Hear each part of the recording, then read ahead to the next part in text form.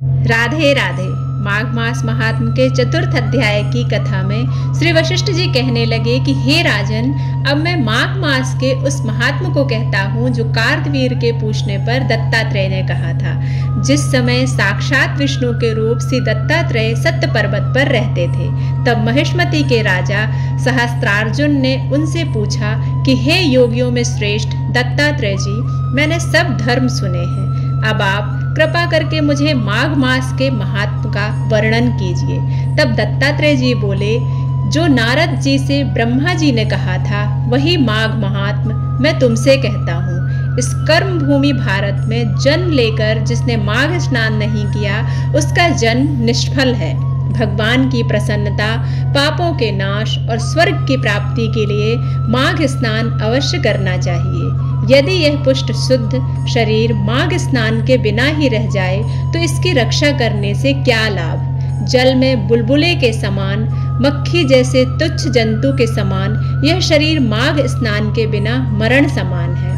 विष्णु भगवान की पूजा न करने वाला ब्राह्मण बिना दक्षिणा के श्राद्ध, ब्राह्मण रहित क्षेत्र, आचार रहित कुल, ये सब नाश के बराबर हैं। गर्व से धर्म का, क्रोध से तप का, गुरुजनों की सेवा न करने से स्त्री तथा ब्रह्मचारी, बिना जली अग्नि से हवन और बिना साक्षी के मुक्ति का नाश हो जाता है। जीविका के लिए कहने वाली कथा, अपने लिए बनाए हुए भोजन की क्रिया, शूद्र से भिक्षा लेकर किया हुआ यज्ञ तथा कंजूस का धन, यह सब नाश के कारण है। बिना अभ्यास और आलस्य वाली विद्या, असत्य वाणी, विरोध करने वाला राजा, जीविका के लिए तीर्थ यात्रा, जीविका के लिए व्रत, संदेह युक्त मंत्र का जप, व्यग्र चित्त होकर जप करना, वेद न जानने वाले को दान देना, संसार में नास्तिक मत ग्रहण करना, बिना श्रद्धा धार्मिक क्रिया, यह सब व्यर्थ है। और जिस तरह दरिद्रता का जीवन जीना व्यर्थ है, उसी तरह माघ स्नान के बिना मनुष्य का जीना व्यर्थ है। ब्रह्मघाती, सोना चुराने वाला, मदिरा पीने वाला, गुरु पत्नी गामी, इन चार की संगति करने वाला माघ स्नान से पवित्र होता है।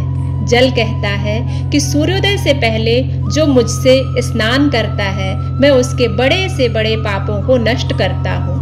महापातक भी स्नान करने से भस्म हो जाते हैं।